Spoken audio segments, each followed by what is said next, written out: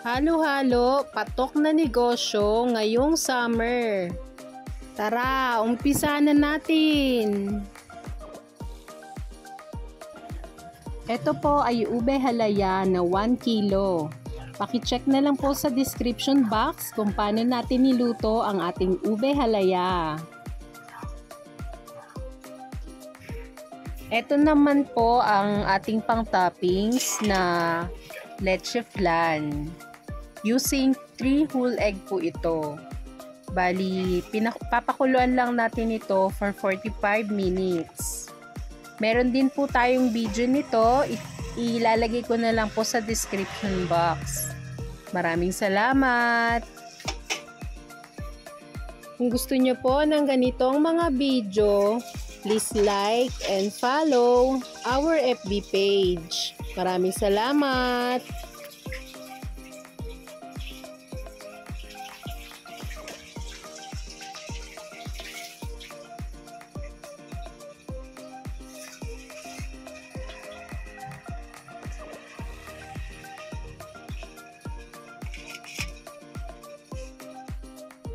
Ito naman po ang ating medium size na sago.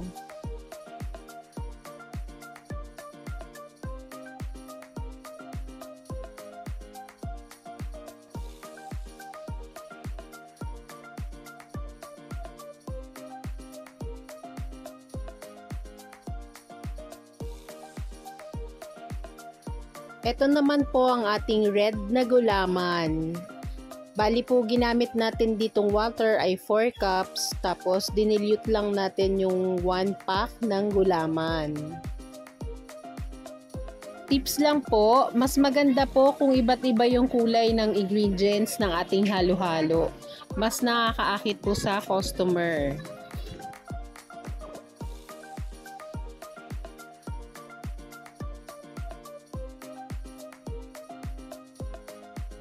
At eto naman po ang ating minatamis na saging.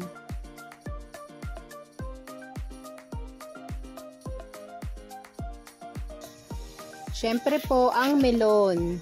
Para sa akin po, mas masarap ang halo-halo kung ito ay may halo ng melon.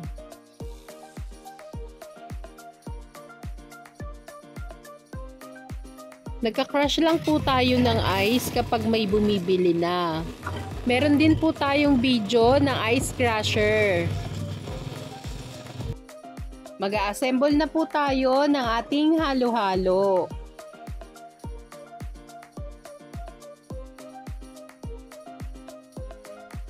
Sa ating 16 ounce cup, maglalagay po tayo ng minatamis na saging. 1 tablespoon ng sago. Ano po?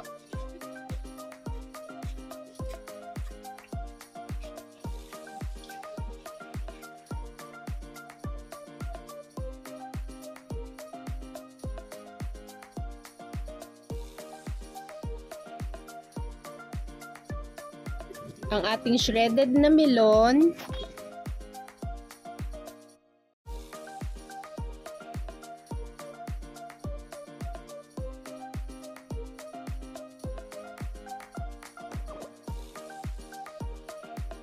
Gulaman,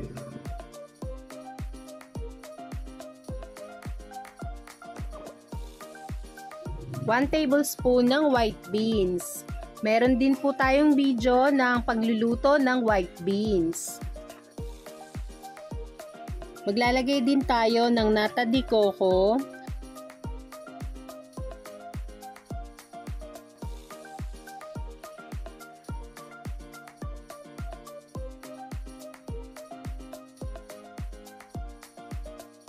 One tablespoon ng wash sugar. Siyempre po, ang magpapalamig sa ating halo-halo ang crush ice. Pa-like and subscribe naman po kung may nakuha kayong idea sa video ito. Maraming salamat!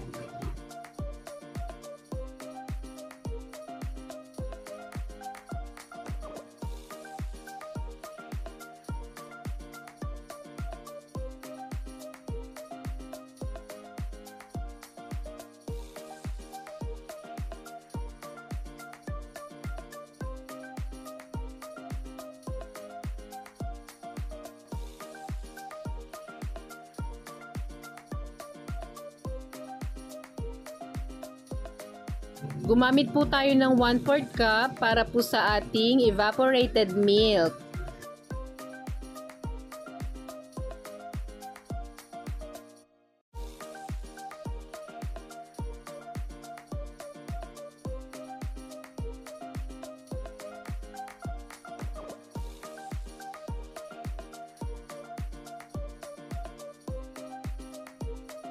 Sa ating toppings, naglagay po tayo ng slice ng leche flan.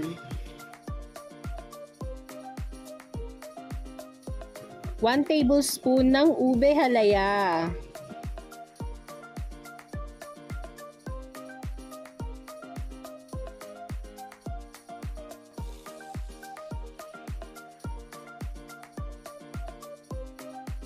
At ang last, ang 1 tablespoon ng condensed milk. Sa pagtitinda po ng halo-halo ay tiyagaan lang, lalo na kung halos lahat ay lulutuin mo. Pero kasi kung lulutuin mo yung mga ingredients mo, mas makakatipid ka. Compare sa bibilin mo, mas mahal po yun. Pero syempre, kayo pa rin naman po yung magde-decide kung paano, ano po yung mga sangkap nyo at kung lulutuin nyo ba ito. Ang bentahan ko po nito ay 40 pesos. Thank you for watching! Grabe po ang init. Gawa tayo ng halo-halo na pasok sa budget nyo. Tara, umpisa na natin!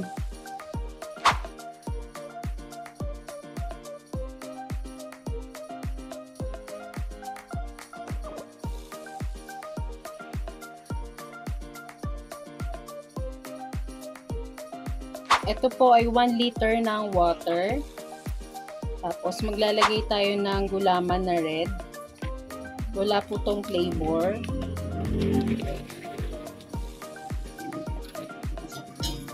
And then mix. Isasalang natin ito sa medium heat.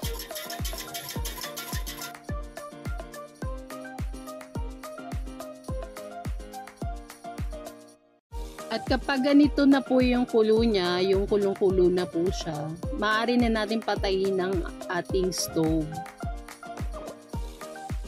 Sasali na natin ito sa ating tray. Gumamit po tayo ng strainer para po masala natin yung buo-buo. Kung gusto nyo po ng ganitong mga video, please like and subscribe to our YouTube channel. Thank you and God bless! Maghihintay na lang tayong tumigas ang ating gulaman. Hiwain natin ng ating gulaman.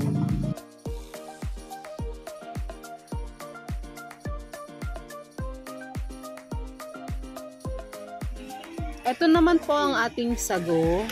Paki-check na lang po sa description box kung paano natin ito niluluto.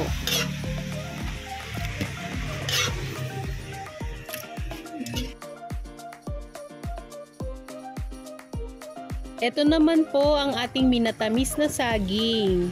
Paki-check na lang po sa description box kung paano natin ito niluluto. Maraming salamat!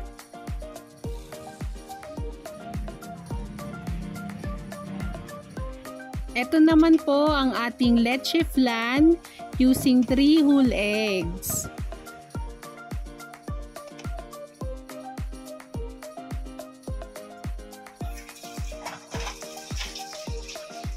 Mag-a-assemble na po tayo ng ating halo-halo.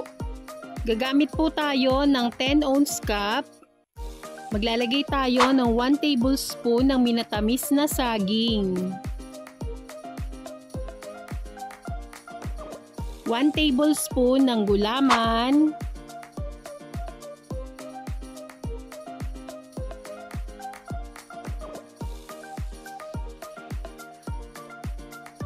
1 tablespoon ng black pearl or sago,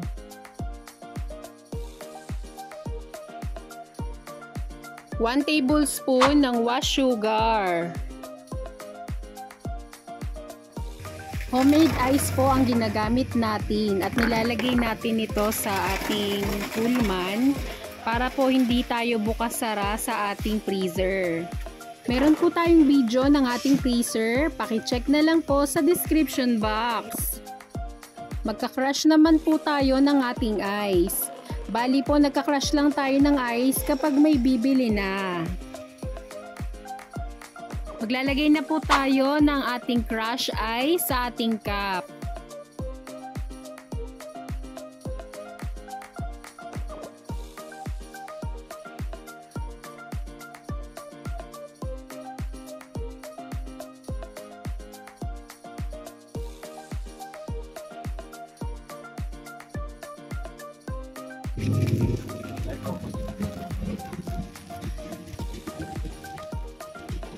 Maglalagay po tayo ng 2 tablespoon ng evaporated milk.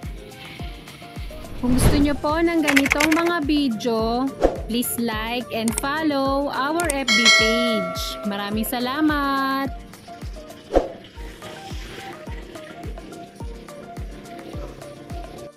At ang last, ang ating leche flan.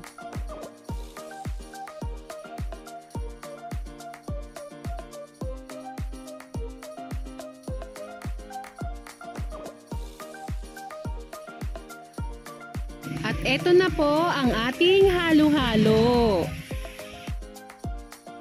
Para po may idea kayo, ang bentahan po nito ay 15 pesos. Pero depende pa rin po ito sa inyong puhunan. Sana po ay may nakuha kayong idea sa bidyong ito. Please like and subscribe to our YouTube channel. Thank you and God bless. Thank you for watching.